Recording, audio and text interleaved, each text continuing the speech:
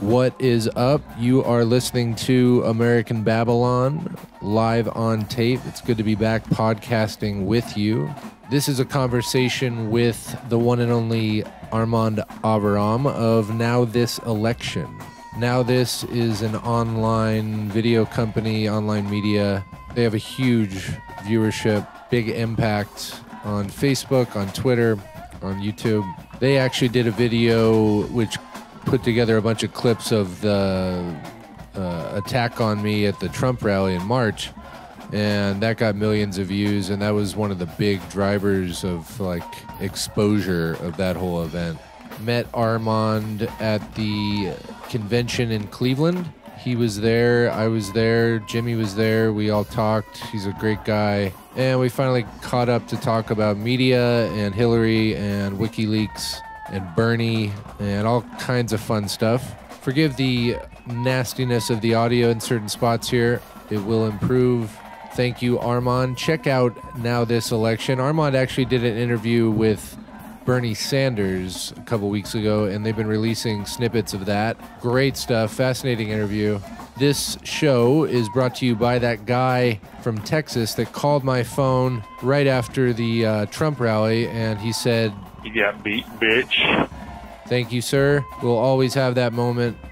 Please, won't you join us this upcoming Tuesday, election night, November 8th, at the Tap and Bottle on 6th Avenue for Nasty Women versus Bad Hombres. Election night hosted by American Babylon. We have lots of fun stuff planned. Going to be a blast. We will be drinking and celebrating the demise of Donald Trump and generally making fun of everything, anything, anyone, and why not. Join us, won't you? It's going to be a lot of fun. I've already said that.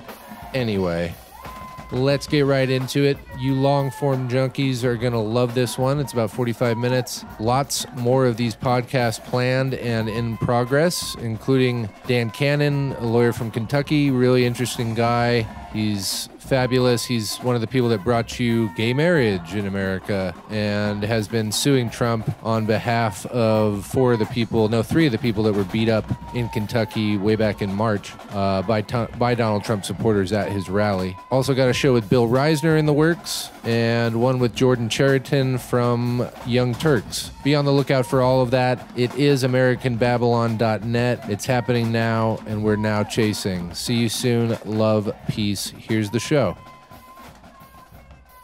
Okay, cool. So we're recording. Hey, what's up? This is Brian, and you're watching American Babylon. This is a new series of things we're doing here, trying to talk to people that have been involved with this ridiculous campaign in one way or another. Journalists, mainly journalists. I find journalists to be inherently fascinating. Activists, the occasional politician maybe. You're looking at the shockingly, devilishly handsome face of Armand Aviram. Did I pronounce your name correctly, by the way? Yeah, it's actually really good. Really? Yeah. Okay, all right. I like that. And Armand works for Now This Election. Do you work specifically for Now This Election? Or just Now This? I mean, the company is Now This, but obviously we have separate channels. So there's a separate politics channel that I work for. I have done a couple videos here and there for other channels, but mainly just politics. You guys have a lot going on over there, and it must be inherently thrilling to, post a video and see like pretty quickly it gets to a couple 100,000 views and stuff like that. Do you become jaded to that at all? That's a good question. I mean, I definitely remember when I first got to the company, my first 1 million+ views on a video, which was a fact check that I did for one of the first Republican debates. And I remember getting my first video that had reached 1 million views and thinking, holy shit, that's amazing. And then just a few weeks later, I was doing videos that got 5, 10, 15 million views. But nowadays, I'll work on a video for an entire day and then they'll get like 50,000.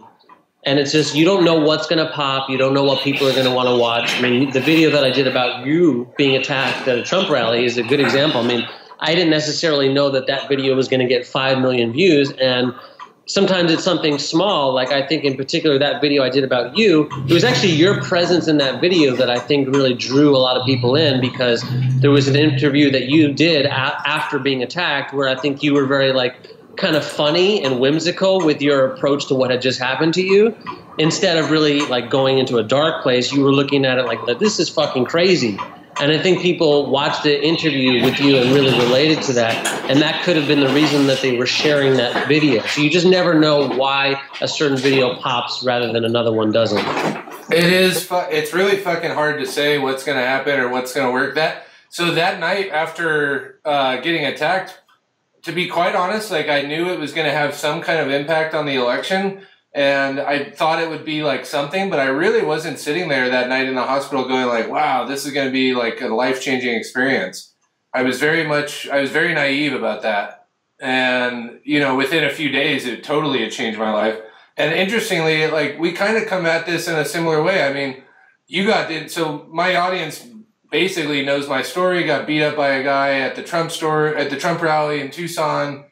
Did interviews, went on CNN, because a lot of people at that time were getting beat up at Trump rallies, but most of them wouldn't talk, and most of them weren't interested in like engaging with the media. I immediately came out of the Tucson Convention Center and said, where the fuck is the media? Because I kind of had an idea about how that would work, and it totally did work. So most people in my audience know that story. You come at now this in a kind of interesting way too. Give us that background. Like you're wandering around destitute. You're like looking for like a place to crash, and then somebody goes, hey, George Soros wants to pay you to fuck up Trump's trajectory here. Is that accurate? No, my life has been pretty interesting the past couple of years. I was a musician, and I went to NYU for music composition, and I was in the band for a while. And I was a music teacher for maybe 6 or 7 years at different private schools and teaching privately. And about 2 years ago, I just decided that trying to make a career out of being a musician, at least in New York, was just not something I wanted to do anymore. And I didn't really know what to do with my time. And my parents were really kind enough, and I'm so appreciative that they said, like, we'll help you go back to school and help you pay for it and get your MBA. And the only reason I chose to get an MBA was because it seemed like such a generic degree. I didn't have any idea what I wanted to do with my life. And one of my professors at school at Fordham was the president of Now This. And after I took his class, a few months after that, I emailed him and I said, hey, I saw you guys just launched a politics channel. You may not know this, but I'm actually very active in volunteering for the Bernie Sanders campaign, and I've always loved politics. Is there any way I could come in for an interview? And he said, sure, because, you know, I liked him. I did really well in his class. He was a social media professor. So they brought me in. And Now This was, I think, the only organization that had gone to Vermont to do videos with Bernie, right as his campaign was like about to explode. And so the politics channel at Now This really exploded at the same exact time that Bernie's campaign exploded. Simultaneously, I think they benefited off each other. And I think they really wanted to hire someone who could maybe tap into whatever Bernie Sanders was tapping into. And knowing that I was really on the ground and knew what was going on, I think was very appealing to them, even though I really had no experience cutting or editing video or being a journalist. I did not study political science. I have no degree in journalism. My just outlook on journalism has always been, you know, a few journalists that I've always loved, even though I had no interest or thought I'd ever be in the field itself. Here you are. Yeah. That happened like 9 months ago or some shit. Like this has all happened to you in this year, right? About just exactly a year ago. Wow. Yeah. Life is weird. It's crazy. It's crazy. So you're like directly and intimately tied to Bernie's hip. You will always be a Bernie bro. Well, you know what? I push back on that because I don't think it's unique to me at all. And I think people that really were at, you know, a part of the campaign in some way from the beginning understand the impact that his campaign had on not just me, millions and millions and millions of people in this country who I think were kind of dormant, like philosophically, who had maybe, you know, really always had an interest in thinking differently or thinking that this country could be something that it's not. And he really opened the floodgates for people to realize that we are so much more we can be so much more than we are now as a country and as a people and as human beings on the planet. And I've seen friends of mine that have been so moved by his campaign that they are now full-time activists and do this for a living and now have dedicated their lives to activism, just because of him, because he started his campaign and he sparked an entire generation of young people to care deeply about where this country goes. It's really interesting to talk to you about this because I came at this the exact same or the exact opposite way. I mean, I've been like anti-Trump, not like pro anything. I've been like fighting Trump's presence and all that stuff, and we won't even go into it. But I'm like very much anti. I'm not for anything in this. It's kind of a weird position to be in. Like, I think I am pro-Constitution, I guess. Like, I'm not even really like pro-America or rah, rah, rah about that kind of stuff. But like, I do believe in the Constitution. I do believe in free speech. Those things are like very much like a negative for Trump. And I have been fighting Trump, not necessarily fighting for something. So it's really interesting to hear about people that, came at it from kind of an idealistic perspective of like, holy shit, this old man is really speaking to me. And there's no doubt that when you see Bernie speak, he's really good at the poetry of public speaking. He hits all those notes. And I don't know. I mean, what do you think about, like, what's your perspective on it was stolen from Bernie as a theme?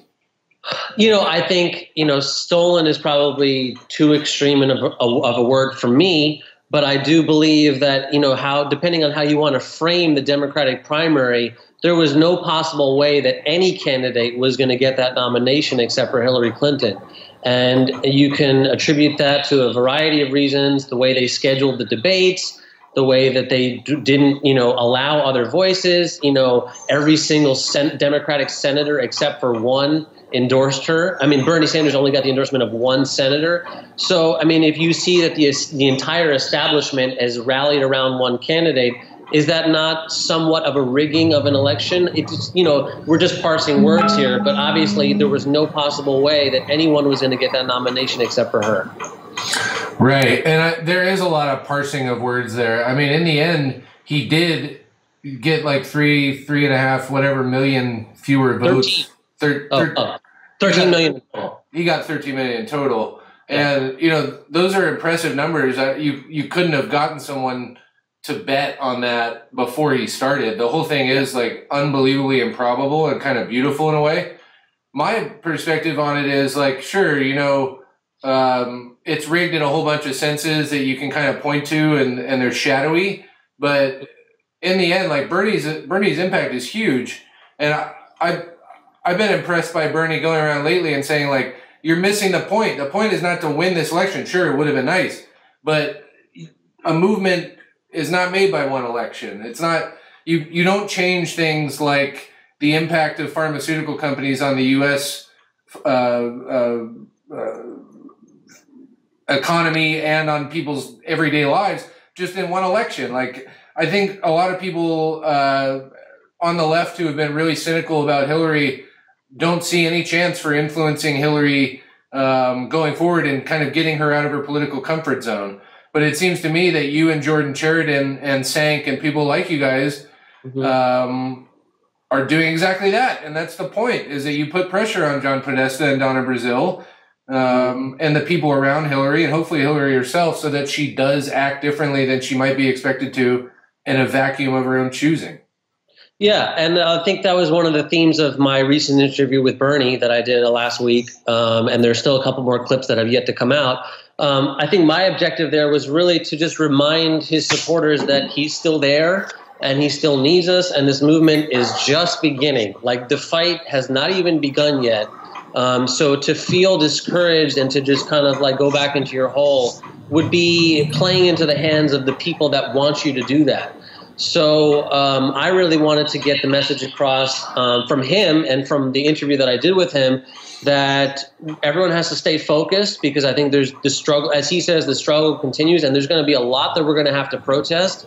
And just to get back to your point about being anti-something and not pro-something, I definitely understand that point of view. I just think it's a lot more optimistic to be pro something. I think that's what gets me out of bed rather than just being anti something. And the truth is that hopefully Trump will go away one day and you're not going to have that anti-Trump thing anymore because he's not going to be around. So I think it's better use of our time and energy to focus on moving forward rather than just, you know, being anti-Trump. And I think being anti-Trump is a huge part of the equation. There's a lot to be anti there, but I don't want it to distract everyone, and especially in the journalism field. What I think what Jordan and I have struggled with is how the media has portrayed this election, is just being so constantly distracted by every crazy thing that you know, he says. When you have a candidate, you know, based on her track record, has a very troubling way of governing and operating as a politician that we have to be really hyper aware of, especially if she's going to become our president, because, you know, there's a lot to be concerned about. So, and I think Trump sucks the energy out of so many people that they don't have the energy to maybe look at her with a critical eye because they're spending all of their time being anti-Trump. Let's look at her with a critical eye. So again, today, another revelation, bombshell, October surprise. James Comey comes out and says, oh, through an unrelated case, we have now come in possession of some emails that are, according to Comey, pertinent to our earlier investigation of Hillary. Jason Chaffetz seized on this and started tweeting about it right away. Predictably, it is being mentioned on NPR every 20 minutes, so I'm assuming this is going to be a huge story. Yeah. Okay, let's not even speculate about what could be in these fucking emails, because I'm sure it's something kind of semi-salacious, but not really like endlessly damning, in the sense that it's not like a Watergate situation for me. She's not just going to drop 20 points because of whatever's revealed. Could be wrong about that, but it is interesting to see people who went to great lengths to discredit Comey now turn around and say, look, Comey's saying X, Y, and Z. Isn't this another symptom of like how fucked up we are? Like, nobody has a basis for saying that anything is authoritative because they immediately will try to destroy that authority the next day when it says something they don't like, right? We're in a really bizarre circumstance where we don't have the same facts and we're not interested in calibrating. Yeah, I mean, I don't know how this is going to play out. Obviously, it just happened. I like just to take a step back from the situation and just kind of look at the fact that our Democratic candidate not only was investigated by the FBI for whatever reason, but is now being reinvestigated by the FBI. And my stance about this the entire time is that I don't know if she's guilty. I don't know exactly what's going to happen. I just know that my own standards would require a Democratic candidate who is not being investigated by the FBI. I just think we can do better than that. I don't buy into that everything that's wrong with Hillary Clinton has been a part of a right-wing conspiracy smear campaign against her. I think at some point her supporters have to let her take responsibility for her own, you know, behavior, however reckless it has been, whether it's been illegal or criminal or not. You know, this has not been a candidate that I can personally support. Not to say that if I lived in a swing state, I wouldn't vote for her. But I just think that we should demand better of our representatives.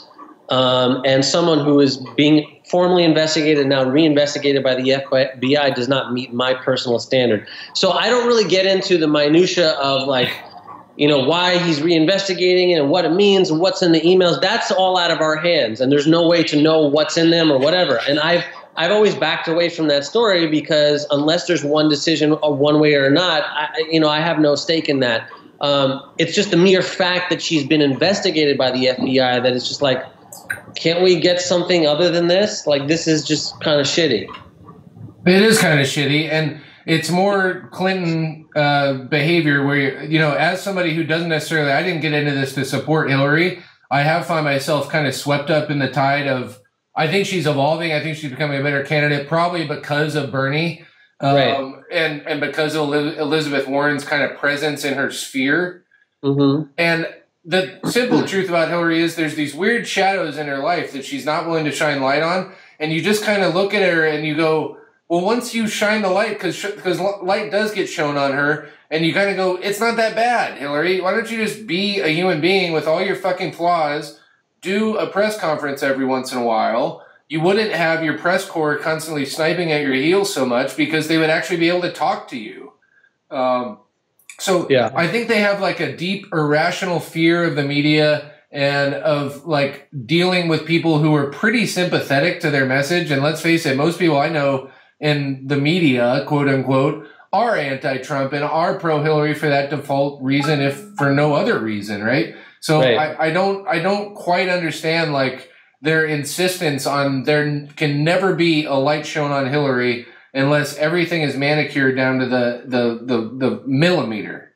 Well, I would say, why do they feel that way? I mean, why are they so resistant to shine a light? And I think it's because, if you look beneath the surface and you kind of pull back the curtain a little bit with how she operates and who she takes her money from and who she associates with and the fundraisers that she has with, fracking people or oil and gas people. And it's like, they don't want to shine a light for a reason. This is not a personality contest for me. I have nothing. It's not like I hate who she is as a person. No, I'm worried. Right. I'm worried about what she's going to be like as a president, right. Especially now being in the journalism field. I want to feel like, there is a real freedom of the press and freedom of speech in this country. And, her stance on Edward Snowden and civil liberties has really not been that great. She voted for the Patriot Act. She voted for the Iraq War. So there's just a lot to be concerned with, and I could never really understand why people decided to choose voting for her over Bernie Sanders during the primary when we obviously had a choice to support someone who didn't have all this baggage and really have the right message and really at the end of the day really just wants to help the average American. And she just... maybe she will be, an okay president here and there. She'll pass some things that are progressive. But if that happens, it won't be because she believes in those things. It'll be because the progressive movement and Bernie Sanders himself will push her and force her to do it. Yeah, I think that's probably true. I mean, in the end, Hillary is a corporatist. She's been on the board of Walmart for damn near 30 years. I don't know if she's still currently on the board of Walmart. No, it was only about 7 or 8 years, I think. Right. But she doesn't have a history of, outside of like very small, particular focused issues, which are important in the grander scheme and blah, blah, blah. And she passed chips and all this stuff is really fun about her background. I think she's going to be a good, executive. I'm deeply concerned about her policy choices, and there's no doubt that she might start a fucking war at any time after getting into office, and that is incredibly disturbing. I give her a pass on the Patriot Act and on the Iraq War because every sniveling Washington politician was sitting there going, we got to bomb somebody. It's hard now to look at it and kind of indict people for those choices for me personally, even though I, at the time, had no truck with it, and I knew plenty of libertarians who I stopped talking to because they were telling me, oh, something has got to change. Mm-hmm. So I do kind of I get it as far as that particular time in history. Barack Obama used to say that he was for a traditional sense of marriage until he wasn't. They are basically full of shit. Yeah. The deeply disturbing part is that she won't fire John Podesta. I don't understand why, and not just, I'm singling him out personally because he's representative of people within these circles that don't seem to accomplish much except for creating controversies, giving bad advice, kind of looking like assholes when they do get to talk to CNN. Podesta doesn't strike me as a brilliant dude. No. I will say, I think it's very tricky for journalists with these emails. Let's get into WikiLeaks. Mm-hmm. With the emails that are being released by the WikiLeaks revelations in the last few weeks that Jordan has been a goddamn supernova on and is just over there killing and slaughtering. It's really fun to watch him do that. And really important work, by the way. Even though I don't agree with the interpretation sometimes, the work is unbelievably important and vital to her having a decent shot at having a good presidency that gets something done. Mm-hmm. Anyway, so the emails to me are very tricky for journalists. Podesta, if he's just talking about how, he thinks Chelsea Clinton is a spoiled brat, is that reportable? Yeah, sure. And they're going to report it. But if Podesta is talking about policy, obviously it's reportable. I think it gets really tricky to kind of decide which is which here. Yeah, and I think that's a conversation that needs to be had. There's a great interview that Glenn Greenwald did with Naomi Klein that is now on The Intercept. It's on SoundCloud. I think it's about a 30-minute conversation that the two of them have about these WikiLeaks in particular and Julian Assange's role in this whole thing. And, you know, I really haven't made up my mind on this. I just have been looking at the content. I've been following Jordan, as you said, who I think has been doing an incredible job, probably the only person in the media who's like taking this issue seriously and then trying to inform the public.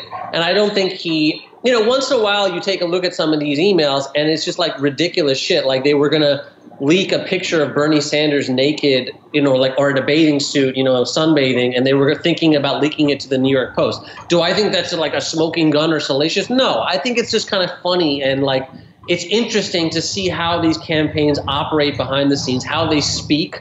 And honestly, the language that they use is just like, it's just insane that these are the people that are so high up in government or whatever that talk like this, you know. And then, you know, what stood out to me was this speech that she's giving to, trade union members and saying that, you know, environmentalists come up to her at rallies and say, will you divest from fossil fuel companies and stop taking their money? And behind the scenes, she said that these people should get a life. I mean, again, that is just not the type of person that I want to lead the country that I live in. Right. I think, you know, it just gives you a behind the scenes look. We don't, you know, whether it's Russia or not, that's a separate issue. I think, you know, just looking at the contents of these emails, people can make their own assumptions. I don't think they should be dismissed and just, you know, you turn on CNN, every Clinton surrogate just says, well, you shouldn't even be talking about these emails because they're coming from Russia and they're trying to influence our election. You know, that's a separate issue. Let's actually respond to the content of what we're seeing here and how kind of disturbing a lot of it is. A lot of it is, but it's kind of like you said, it's on the one hand, you've got some very disturbing stuff that's been revealed, like the Citibank email that was sent that outlined who should be in Obama's cabinet, and a lot of those people found their way into Obama's cabinet. Yep. Mm-hmm. Hard to kind of really argue too much with that. I think Jordan, you know, he takes the interpretation that, look right here, you can see that right from word one, Obama's administration was bullshit, and they were never interested in anything progressive. Mm-hmm. The only thing that I'll argue with that is he's probably right. But this is the biggest game in politics. Of course, it's going to take a really long time to evolve. And they only bring in people they're comfortable with. I mean, Bernie never had a shot. And we are seeing that, you know, certain people in certain fields that you would think are interested in this election are very fucking interested in this election. And they do take the time to email John Podesta and suggest what they want out of the administration. What's really disturbing is that Podesta just flips around and says, sure, here you go. Let's go. Let's do it. Let's do all of that. Go ahead, please.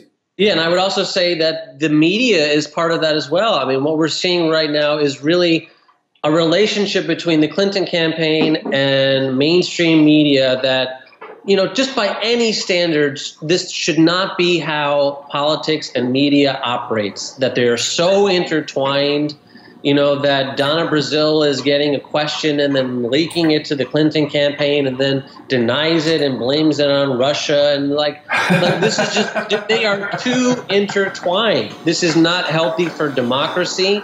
You know, there's a Princeton University study that came out months ago that says that the United States is more like an oligarchy than a democracy. And I think this is one, you know, besides the financial aspect of so much wealth being held in such a small amount of families, it's also the media consolidation and merging with the government in ways that I think gave us the Iraq war.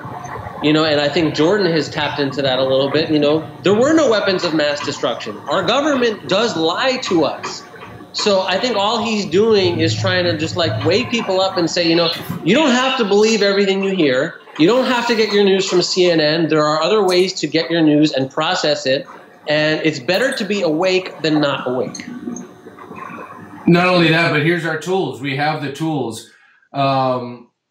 it takes a lot of effort. That's why these really simple narratives get spun out there, right? It takes a lot of effort to be informed. It takes a lot of effort to be woke, and you have to be able to hold A, B, C, D, and Y in your head at one time. You can't just sit there and kind of hold this ignorant default position anymore.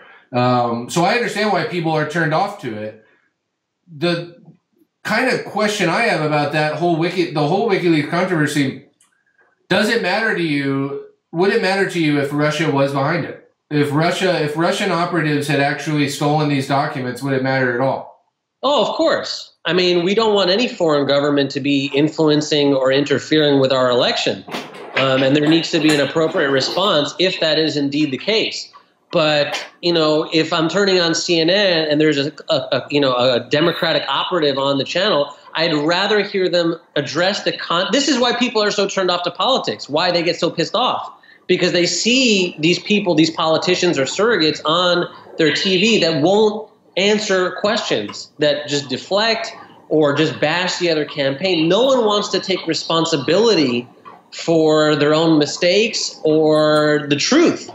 And that's why people, I think, especially young people, are so turned off by this election, because they look at this and they think this isn't right. Like, I don't want to, they're not watching CNN. They don't have TVs.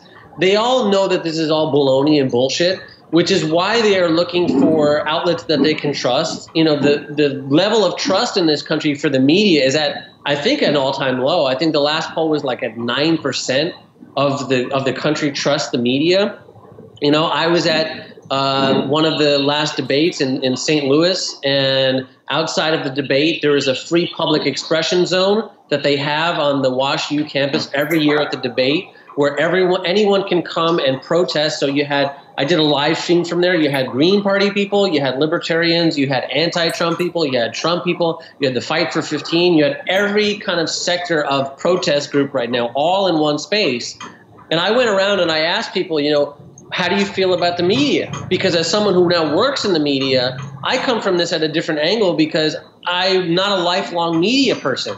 So it's very funny when Jordan and I see each other at these debates. We kind of look at each other. We look around the room at all these mostly establishment media types, and we think, like, this is just crazy. Like, we're the youngest people here by far. We're very outside of what's happening. And these people really do live in a bubble. And I think it's important that we now look to more authentic sources of news outlets. And one of the answers that I kept getting when I asked people, how do you feel about the media? They say, I hate the media. I don't trust it. And then I would follow up by saying, so where do you get your news? Where do you want to get your news? And I'd say at least 50% of the people I asked said they took out their cell phones and they said, from this, when I see people posting videos, they want their news now directly from their fellow citizens. That's the level of distrust that they have for corporate media. And rather than take responsibility for that, corporate media would rather just continue playing the ratings game and not address the issue that Trump actually has tapped into a great deal. I mean, you go to his rallies, he talks about the media and how much his audience hates the media, and they love it. They eat it up because there's a real they're not happy with their media right now. Yeah, I mean, that's a fucking Pandora's box, though, man. I mean, look, the simple fact is the media. When I look at quote unquote the corporate media, yeah, sure. If we turn on CNN right now, we'd probably see a panel with 3 surrogates from each side and yada yada yada, and they'd both be bullshitting each other and spinning everything into oblivion. It's just not that interesting a format. The producers are comfortable with it. They know exactly what they're going to get. They know how much they have to pay every time, et cetera, et cetera. Right. But they do basically just report the story outside of those talking head spheres. The Zero Hedges of the world, the Breitbarts, these are the guys that are bullshitting. I mean, put it to you this way. After I got attacked, Trump went on Stephanopoulos and he said, this guy's a professional agitator. He was dragging the American flag on the ground. He assaulted and insulted the guy that hit him and blah, blah, blah, and slandered me in all sorts of fun ways. Stephanopoulos didn't really give him that pushback, though he did a little bit. Within 30 minutes, Zero Hedge had multiple articles up quoting Trump as a fact source about me. And they were saying, oh, this guy is a professional agitator. He goes to all his rallies. They literally took all the things Trump said, turned them into facts, and put them in a story. That story got shared millions of times. And real quickly, the narrative became on that side of things. Sanders is a professional agitator paid by George Soros. He was wearing a KKK hood. He was dragging the American flag on the ground. He called the guy the N-word, and etc. All that was bullshit. CNN didn't go with any of that. Now, for the first 12 or 18 hours, they were reporting a lot of wild bullshit. But basically speaking, the big outlets, they work hard to actually get their facts, like, basically correct. Oh, of course. Yeah, and I'm by no means am I saying that CNN is Breitbart. That is just like, right. I think there's like the bottom of the barrel, which is Breitbart and whatever else on that level. And then there's kind of like the middle of the road, which is CNN and MSNBC, and obviously Fox is the other side of the political sphere. But I'm just saying we can have higher standards than this, and I think people owe it to themselves to get their news from better places. There are better places to get your news. I think CNN largely will cover the horse race of the election rather than the actual issues that are impacting people.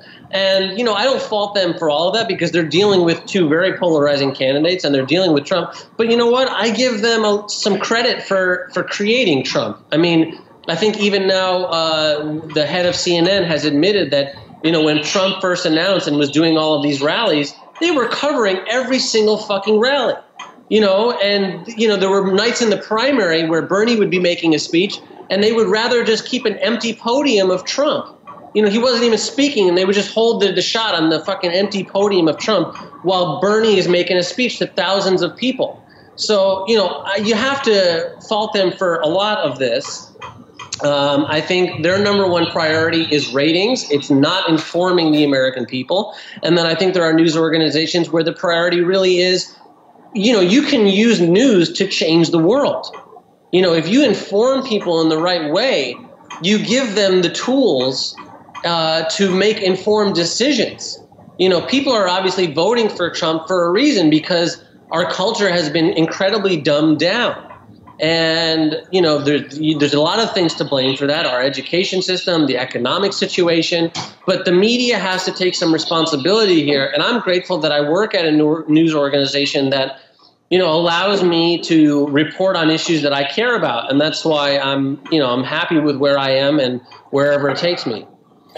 The most absurd trope about journalism and media to me, coming at this as somebody just like you who got into this kind of on the back of a napkin, had really no plans. I was running this podcast called Live on Tape. It was going okay, all centered here, just culture and arts and blah, blah, blah. But I had no notion that right now I'd be sitting here kind of being a Trump chaser and certainly turning American Babylon hopefully into something that is more like Now This or Vice, that is going to do news and culture, but from down here in Tucson, Arizona, Southwest Mexico kind of perspective.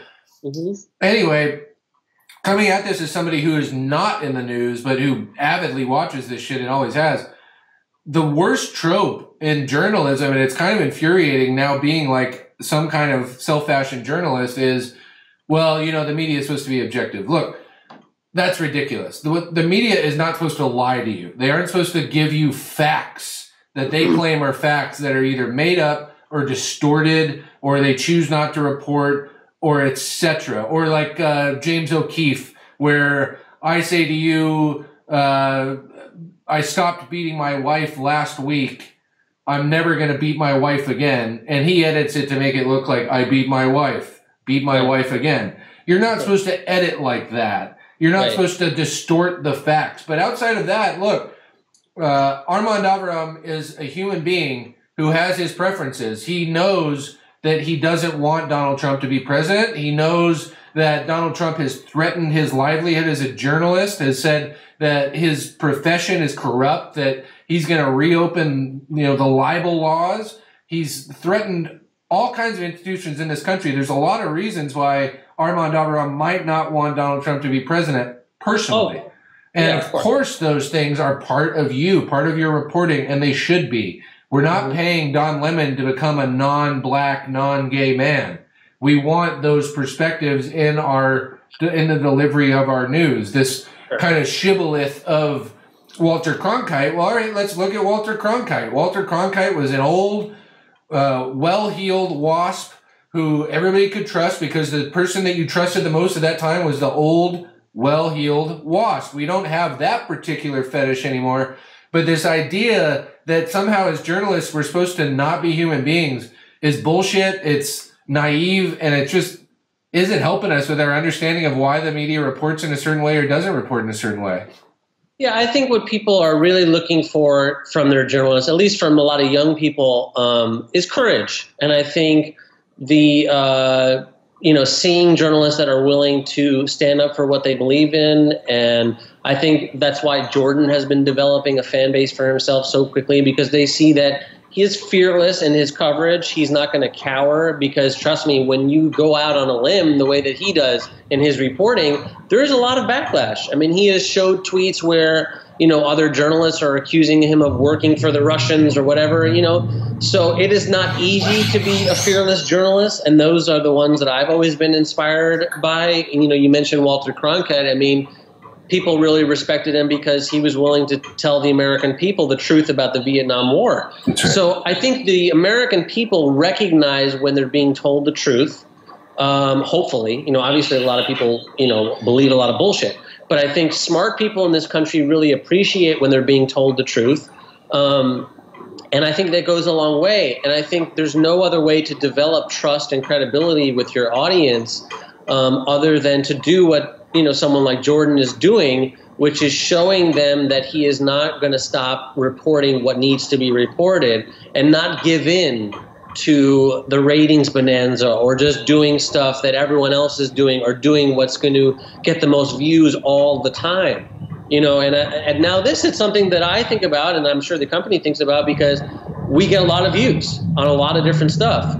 And so, and that's part of what drives a company in many different ways. So you always have to consider, well, are we just going to continue only going after the views, or are we going to try to report what really matters? And do those two things hopefully intersect? So the way that I view it is, how can I report stuff that matters to me that's really important, but also make it, digestible for this generation and how people consume media, being realistic about how people consume media, which is, people just don't have a lot of time in their day to consume media. So I'm always thinking, how can I get the most important information to this person's brain in the least amount of time as possible? And that's where, I think my approach with Now This comes, and, maybe that'll change over time. We might experiment, or I might experiment with doing different ways of, getting the news out to people. But I think at the core, at the base of it is, I'm more concerned with informing people than entertaining people. And I think there are a lot of people in journalism that maybe get into it for the wrong reasons, or just see it as a way to, somewhat entertain people rather than see it as a job or a trade that is very important and vital to the country moving forward and progressing. It's also true that you can get great ratings by reporting the truth and by being fearless. Jordan is exploding because people see him as this young badass motherfucker who knows what he's doing, knows the players involved here in a very intimate way, probably can email Donna Brazile if he wants to, but chooses not to play the kind of access game. I think Glenn Thrush from Politico did a lot of damage to himself when it was revealed that he was willing to give John Podesta basically the entire story and let him be his editor. That kind of shit. And from Politico too, you kind of look at that and go, Jesus Christ, are you guys serious over there? Like, why? And then of course the benefits you get out of something like that are so ephemeral. I mean, trading your reputation as a journalist or whatever it is for just one little thing, from one little morsel from John Podesta, just seems so stupid. It seems so short-sighted.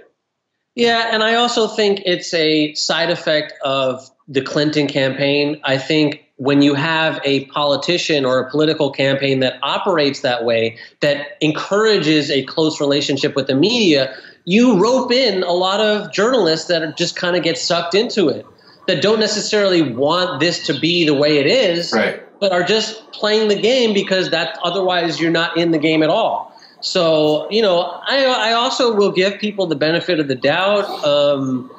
It's hard when you want to get access, when you want to get interviews, when you want to be like involved. Sometimes you have to do shit like that. But I think it matters more just like your approach to reporting the news and being an independent voice and not always just like doing what everyone else is doing.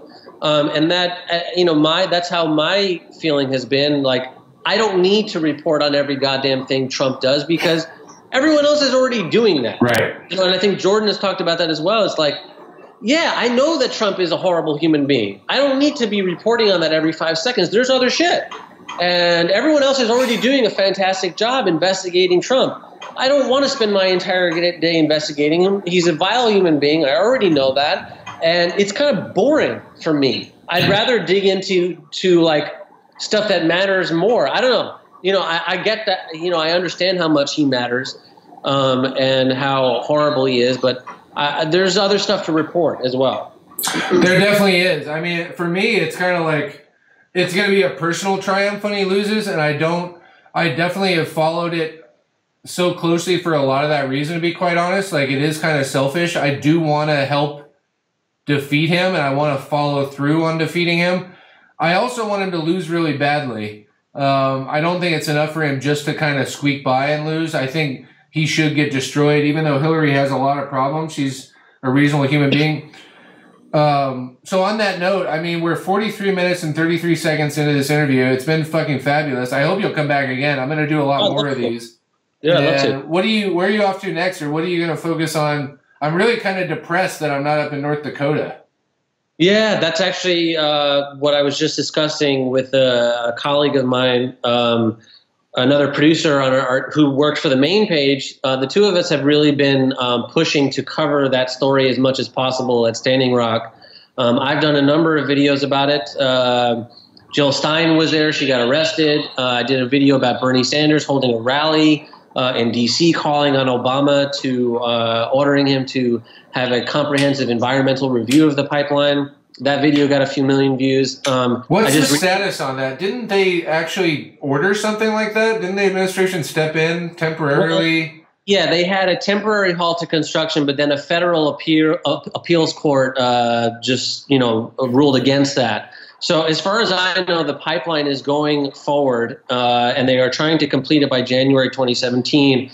And I'm just encouraging, not journalists even, just friends of mine, people that I know care about humanity and care about the environment and care about just basic human decency, to know what's going on, to understand what's going on, and to care. I think there's just like so many people that are so turned off by the election and so turned off to the idea of even caring about the news that stuff like this doesn't seem to resonate with just like average people who are going about their day, because it doesn't really affect them. They're not living in North Dakota. They're not near the Missouri River. So it's not their water that's going to be polluted. But this involves all of us. And I think everyone needs to care about what's going on. And at the very least, you can just follow the news on this story. I'm not saying you have to go there. I mean, it'd be great if people did, or donate your time or money. That would also be great. But this is a story that impacts us all, because this is where the fight is happening against corporate greed. And this may come to our backyard soon enough. So, you're going to have to care about this eventually. So I would love to go there. As far as right now, it's just, covering the election. I'm off on Friday, so, it's always nice when I have a mental break, because I would say that, covering this election has had a very strenuous mental and physical toll. I think probably on every journalist, not just at Now This. There have been a few of us that have been sick, the past week, getting sick or, calling in sick because it takes its toll. We were traveling a lot from the debates, and I think just mentally, it's a lot to process. And I think, sometimes I think that ignorance would be bliss in this situation, because There's just so much going on that is very disturbing on both sides, and I'm very worried about what's going to be happening in the next couple of weeks. In terms of, you're worried that there might be violence?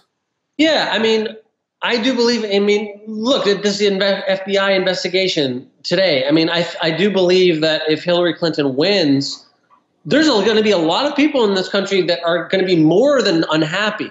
Like, they are going to be, ready to maybe get violent. I hope not. And I feel, I don't even really want to say that, but we have to confront the reality of the situation, which is that there are a lot of people in this country that have a visceral anger towards her for a variety of reasons, whether they're warranted or not. We have to all deal with that.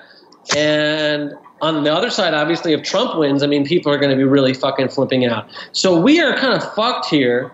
And I hope that somehow out of this election, we have some kind of purge here of all of the worst of America. We can get it out of our system and move forward and come together and heal in a way that moves us forward as a country. I'm trying to stay optimistic. I encourage you to do so. I used to go to a bar called North on 4th here in Tucson, and they used to have fights all the time. There would be these huge fights, and people would get stabbed, and there was always cops, there was shootings. Eventually, they closed the bar down, and everybody who had been at that bar fighting for years went to other bars on the street, and they started fighting there. Eventually, they stopped fighting there, and they just kind of went away. And Trump is the North on 4th for America. He has brought together and kind of shone a light on this whole sewer of bullshit that is kind of in people's gut in this country. I don't know, man. I go kind of back and forth about the violent, like whether or not there will be violence. I tend to think that most people nowadays are, willing to say things on Facebook that they're not willing to say in person. I know for a fact that most people that, claim to be so intently focused on Trump winning and invested in Trump are kind of lazy. They really only want to watch Netflix. And I'm not trying to slag them off. It just is what it is. Most people are not going to commit political violence. I think the most you're going to get here is a couple of shootings. I know that sounds horrible. I don't think anybody's going to do any Timothy McVeigh style craziness, but it is impossible to predict. And definitely, Trump's presence in this election has created a situation where I think you would see, it's kind of ripe for that. Yeah, this is not a normal election. And I do believe that a lot of his supporters, a lot of them probably feel like they got nothing left to lose. And he has preyed on people's fears in a way that we've never seen a politician do, to the point where I think probably many of his supporters feel like they have their entire lives invested into him winning. And I think they would be more than devastated. I think it will be just pure anger and rage because they feel like this is their last chance to have a life. And without him, maybe, I don't know if they feel like life is worth living. When you have a lot of people that feel that way, that's pretty dangerous. It's unbelievably disturbing to think that someone would feel their life wasn't worth living because of Donald Trump's non-presence in it. But I get what you're saying. I just watched his speech in New Hampshire. These people love him. You've been to rallies, right? Yeah, they love him, and they have all of their hopes and dreams with him. And they don't feel like America will ever be great again if they don't elect him. So I don't know what the consequences of them losing that hope is. We just don't know. On that note, I have a modest proposal for us going forward. Trump is a virus that's being left to the American people by old citizens, right? By and large, if you look at the stats.